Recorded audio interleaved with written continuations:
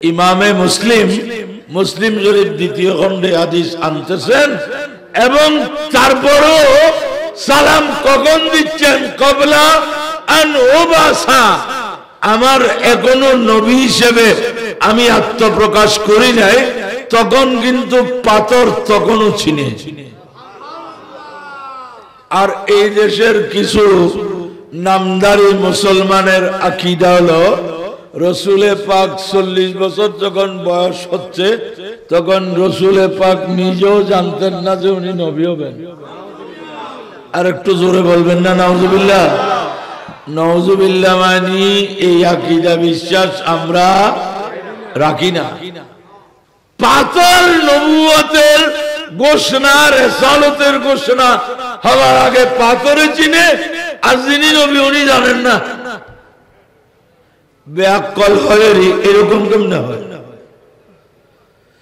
এই বাড়িতে আজকে কি বিয়ে, লাইটিং বিয়ে, প্যান্ডেল করছে বিয়ে, মেহমান আসতেছে বিয়ে, আর যার বিয়ে জানে না কি, যার বিয়ে উনি জানে না আজকে কি, ওকে জিজ্ঞেস করছে কি যে তোমাদের বাড়িতে, আমি তো জানি না।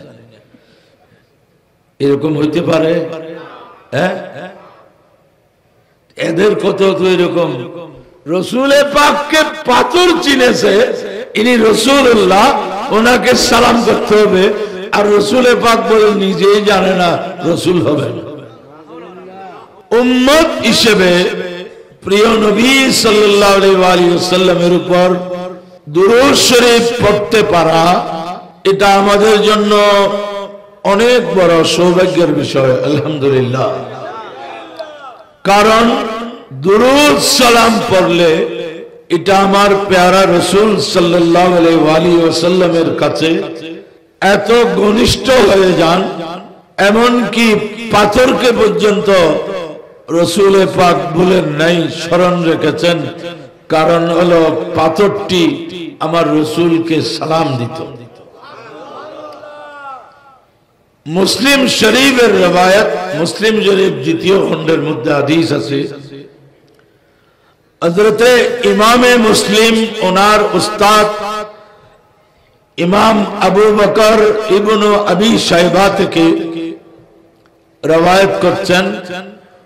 উনি ওনার উস্তাদ ইয়াহইয়া ইবনে বুকায়ের থেকে, উনি ওনার উস্তাদ ইব্রাহিম বিন তাহমান থেকে, উনি ওনার উস্তাদ হযরতে সিমাক ইবনে হারব থেকে, উনি ওনার উস্তাদ সাহাবী রাসূল হযরতে জাবির ইবনে সামুরা রাদিয়াল্লাহু তাআলা আনহু থেকে হাদিস বর্ণনা করছেন।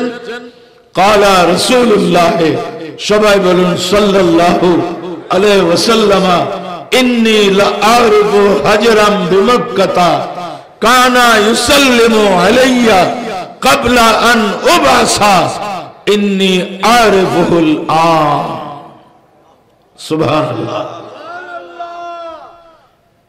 আমার প্যারা নবী বলছেন, আমি মক্কা শরীফের একটি পাথরকে এখনো চিনি। আপনারা পাথর চিনেন? কেন চিনবেন না? আপনাদের রেল লাইনে সব পাথর না? আপনারা রেল লাইনে প্রত্যেক দিন দেখতেছেন, আর রেল লাইনে সব কি?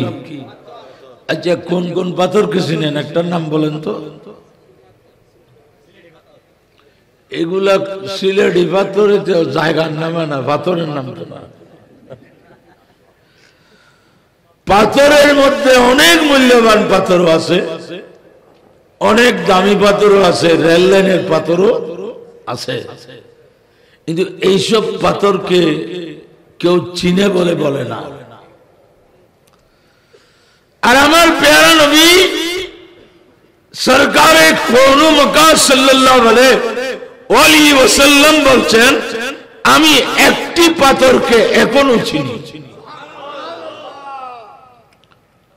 দুনিয়ার কোন মহামানব, দুনিয়ার কোন রাজা মহারাজা, দুনিয়ার কোন প্রেসিডেন্ট প্রধানমন্ত্রী কোনদিন এটা বলছে যে রাজধানীর অমুক গাছকে আমি এখনো চিনি? কেন? এটা আমি যাওয়ার সময় আমাকে সালাম দেয়, গাছে প্রধানমন্ত্রীকে সালাম দেয়, প্রেসিডেন্টকে, সেনাবাহিনী প্রধানকে, নৌবাহিনী প্রধানকে, বিমান বাহিনী প্রধানকে, কামানওয়ালাকে, গাছে বনেও না, এমনকি বন ও পরিবেশ মন্ত্রী আছে আমাদের দেশে, ঠিক কিনা? বনের মধ্যে কি থাকে? গাছ। গাছ কেটে ফেললে এটা আর বন হবে? কিন্তু গাছের থেকে জিজ্ঞেস করুন তো তোমাদের মন্ত্রীর নাম কি, বলবে গাছে? আপনি যদি কিয়ামত পর্যন্ত বলতে থাকেন, বল না একটি বার হলেও বল। এর মধ্যে বনমন্ত্রী অনেক বদল হয়ে গেছে, গাছ মুখ, গাছে মুখ খোলে না, কারণ গাছ বলে উনি মন্ত্রী, উনি জানেন এগুলো, আমি এগুলোর খবর। কিন্তু যেই পাথরটি আমার রসুলকে চিনেছে এবং সালাম দিয়েছে, তাকে চিনতেছে কে? দুনিয়ার কোন রাজা বাদশা নয়, মন্ত্রী মিনিস্টার নয়, কোন এসপিডিসি নয়, কোন সেনাবাহিনী প্রধান নয়, আল্লাহর সৃষ্টির সর্বশ্রেষ্ঠ নবী মুহাম্মদুর রাসূলুল্লাহ সাল্লাল্লাহু আলাইহি ওয়াসাল্লাম বলছেন, আমি মক্কা শরীফের একটি পাথরকে এখনো চিনি। আল্লাহু আকবার, ইয়া রাসূলুল্লাহ, ইয়া গাউসে আযম দস্তগীর, জিন্দাবাদ, জিন্দাবাদ। কেন পাথর কেমনে রসুলের কাছে এত পরিচিত হয়ে গেল? বলে কানা ইউসাল্লিমু আলাইয়া, এই পাথরটি যদিও পাথর হয়, আমি রসুলকে দেখলে সালাম দিত। সুবহানাল্লাহ বলেন না? আমি রসুলকে দেখলে, কখন? দুনিয়া তখন রসুলকে রসুল হিসেবে চিনে নেয়। কাবলান ও বাসা, আমার আবির্ভাব হওয়ার আগে, আমার নবুয়ত রিসালাত প্রকাশিত হওয়ার আগে দুনিয়া জানে না ইনি রাসূলুল্লাহ হবে, কিন্তু পাথর চিনে। সুবহানাল্লাহ বলেন না? পাথর চিনে। পাথরের কাছে খবর আছে যে হাজারো মানুষ মক্কার পথে হাঁটতেছে, পাথর কারো খোঁজ খবর রাখে না। যেই নবী পাক সাল্লাল্লাহু আলাইহি ওয়াসাল্লামকে দেখতো, সালাম দিত। আরেক হাদিসে আছে, আমার রসুলকে সামনে পাথর বৃক্ষ যা সামনে পড়তো, সবাই বলতো আসসালাতু ওয়াসসালামু আলাইকা সাইয়্যিদি ইয়া রাসূলুল্লাহ, আসসালাতু ওয়াসসালামু আলাইকা ইয়া রাসূলুল্লাহ। আরে ইয়া রাসূলুল্লাহ গাছ পর্যন্ত বলছে, ওই গাছ অনেক উত্তম, যারা ইয়া রাসূলুল্লাহ বলতে পারে না তাদের চেয়ে। বড় করে বলুন না সুবহানাল্লাহ। রসুলের পাককে সালাম দিয়ে পাথরটির কথা ৮৬ হাদিসে জায়গা পেয়েছে। সুবহানাল্লাহ। যে ইমামে মুসলিম শরীফ দ্বিতীয় খণ্ডে হাদিস আনতেছেন, এবং তারপরও সালাম কখন দিচ্ছেন? কবলা আন ওবাসা, আমার এখনো নবী হিসেবে আমি আত্মপ্রকাশ করি নাই, তখন কিন্তু পাথর তখনও চিনে।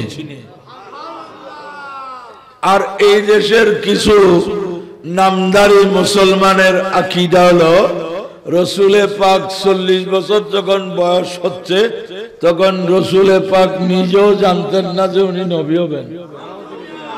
আর একটু জোরে বলবেন না নাউজুবিল্লাহ? নাউজুবিল্লাহ মানি এই আকীদা বিশ্বাস আমরা রাখি না। পাথর নবুয়তের ঘোষণা, রিসালাতের ঘোষণা হওয়ার আগে পাথরে চিনে, আর যিনি নবী উনি জানেন না।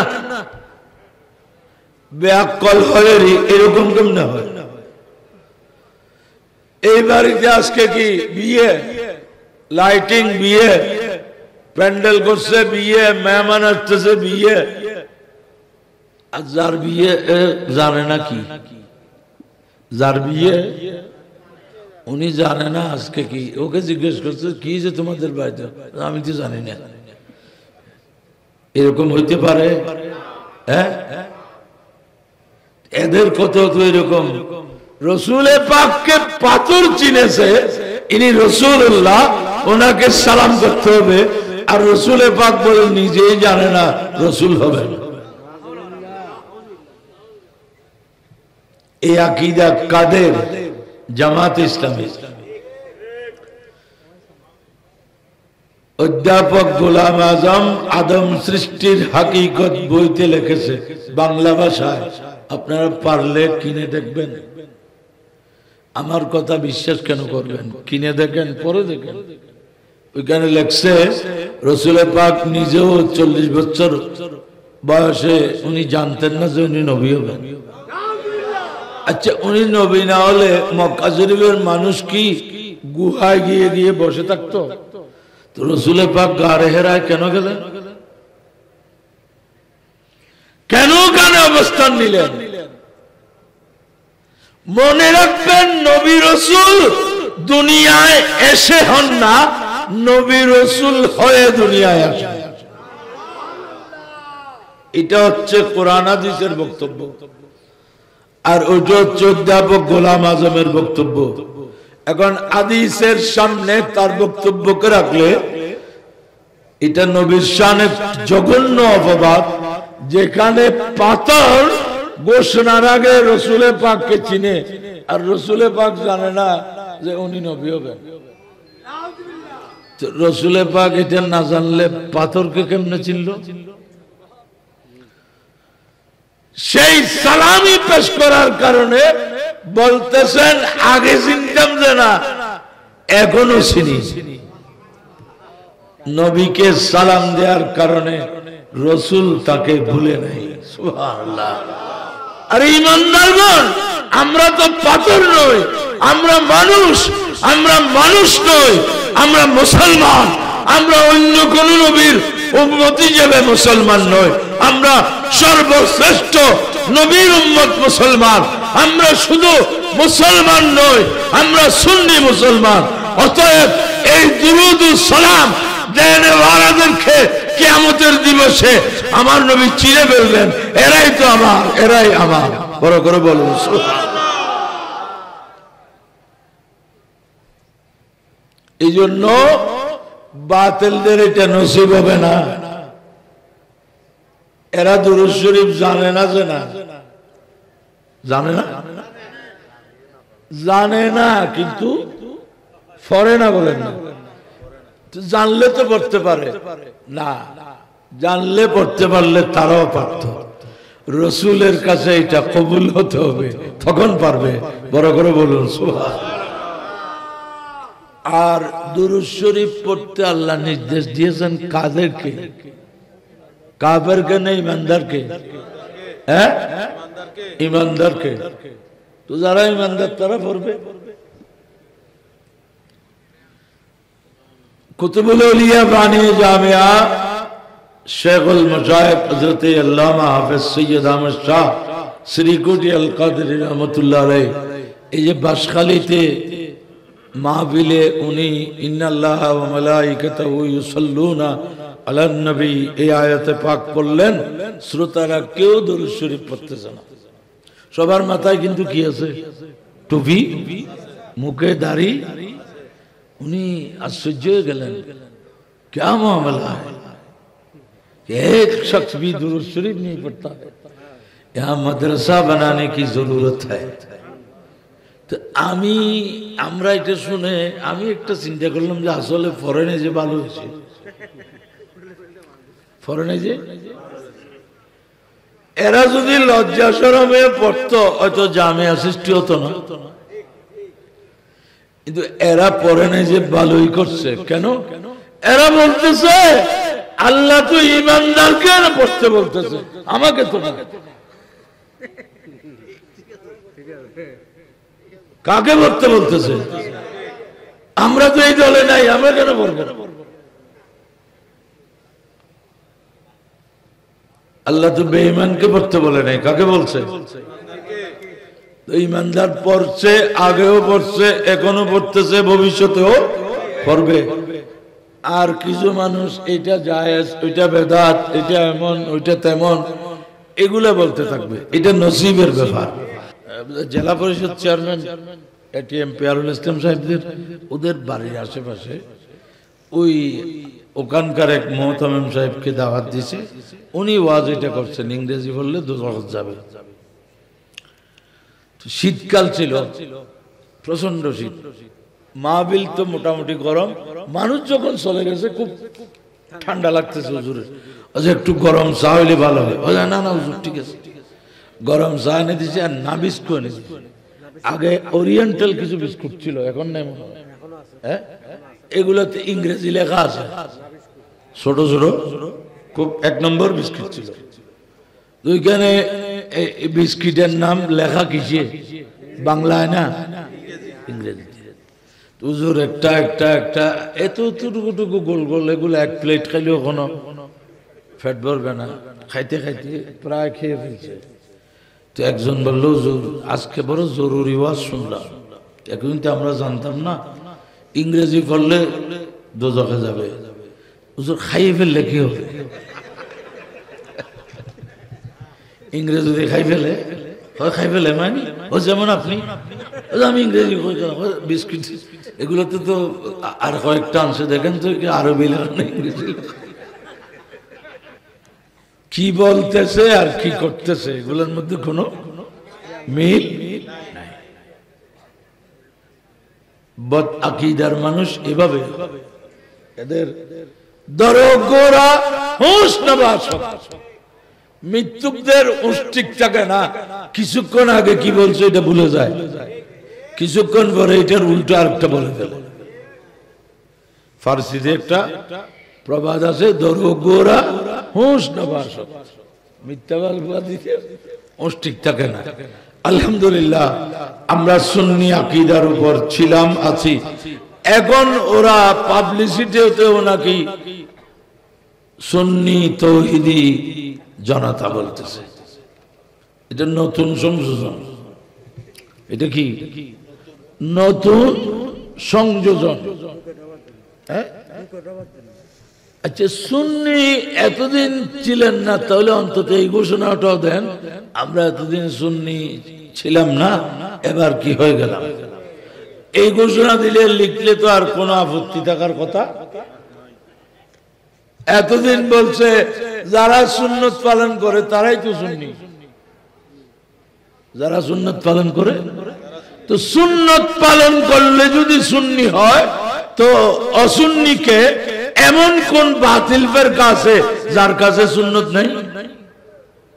শিয়াকে শিয়া বলা যাবে না, কারণ শিয়ার মুখে দাড়ি, মাথায় পাগড়ি, এদের গায়ে জুব্বা, মুখে কোরআন হাদিস। তো অসুন্নিকে এটা মস্ত বড় দুকা। সুন্নত পালন করলে কিতাবে সুন্নি তাকে বলে। চ্যালেঞ্জ করলাম যে কোন কিতাবে লেখছে সুন্নতে ফেকার দৃষ্টিতে সুন্নতের উপর আমল করলে সুন্নি বলা হয়, আহলে সুন্নাত বলা হয়। এটা কোন কিতাবে লেখছে? চ্যালেঞ্জ দিলাম তাদের কাছে। কিয়ামত কায়েম হবে, দেখাতে পারবে না। কারণ সুন্নি হচ্ছে যারা আকীদার দিক থেকে সুন্নি, আকীদায় যারা সুন্নি তারাই হচ্ছে কি সুন্নি। আমলের সুন্নাত, আমলি সুন্নতের দ্বারা যদি সুন্নি হয়, তাহলে বাতিল কেউ হবে না। কিতাবে বাতিল ফিরকা যাদের নাম বলছে, এরা কি সবাই ক্লিন শেভ না বাদলে আরো দাড়ি বেশি? ইতিহাসে যারা খারেজি ছিল, এদের সবার কপালে সজিদার দাগ ছিল। ইমাম ইবনে হাজার আসকালানী ফতুল বারির মধ্যে আনছে, সুন্নত পালন করলে সুন্নি। আমি এই বক্তব্য যারা রাখে তাদেরকে চ্যালেঞ্জ করলাম যে সুন্নত পালন করলে সুন্নি হয়, আকায়েদের কোন কিতাবে লেখছে? কিশোরে মামাকে মুসামারা, মুসায়রা, শরা কায়দে নসফি কোথায় লেখছে? হ্যাঁ, সুন্নতে রসুল ইমানদার যখন ইমান আকীদা ঠিক রেখে সুন্নতে রসুল পালন করবে তখন ইমানদার বলি হয়ে যাবে। সুবহানাল্লাহ। এটা ভিন্ন কথা, কিন্তু সুন্নত পালন করলে সুন্নি, এটা একটা জঘন্য ধোঁকা ধোঁকা ধোঁকা। এইরকম বেশভূষা নিয়ে কেমনে মানুষকে এইভাবে ধোঁকা করে? আমরা সুন্নি এটা মুখ খুলে বলতে পারি, বুক ফুলে বলি, কেন? কোনো দুর্বলতা নেই। কিন্তু আর অন্যদেরকে বলেন, তারা যা তা বলতে বলেন। একবার বলবে এই দেশে কোনো, আমরা ছোটবেলায় ওয়াজ শুনছিলাম যে এই দেশে কোনো ওয়াহাবি নাই, ওয়াহাবি এসে সৌদি আরবে। এখন এগুলো বলে না, কারণ সৌদি আরবের টাকা পয়সা, ওই সময় তো টাকা পয়সা ওরা খাওয়ার জন্য পায় নাই, এই দেশে কোত্থেকে দিবে? আমরা ছোটবেলায় শুনছি এটা। আমরা তো বয়স যা হয়েছে, পুরা জীবনের মধ্যে এগুলা অনেক কিছু দেখছি, শুনছি। আগে বলতো এই দেশে তো ওয়াহাবি নেই, ওয়াহাবি আছে কোথায়? সৌদি আরবে। এখন সৌদি আরবে ওয়াহাবি আছে, এটা আর বলে না। অতএব মানুষকে, সরল প্রাণ মানুষকে ধোঁকা দেয়া এটা আলেমের কাজ না। ইমামে রব্বানি মুজাদ্দিদ আল-বিসানি শেখ আহমদ সরেন্দি ফারুকি রহমতুল্লাহ আলাইহি বলেছেন, আমার বেলায়েতের সমস্ত তরক্কি সুন্নত রাসূলের ইত্তেবার কারণে। অতএব আকীদা সুন্নি রাখবেন এবং সুন্নতের উপর আমল করবেন। আকীদা ভ্রান্ত, সুন্নত না, ফরজের উপর আমল করলেও কোনো লাভ। আমেলাতুন নাসিবা তাসলা নারান। এই জন্য আকীদা সুন্নি রাখার জন্য পুরা জীবন ওয়াকফ করে গিয়েছেন ইমাম শেরে বাঙ্গালা রহমাতুল্লাহ আলাইহি। আল্লাহু আকবার, ইয়া রাসূলুল্লাহ, ইয়া গাউস আযম।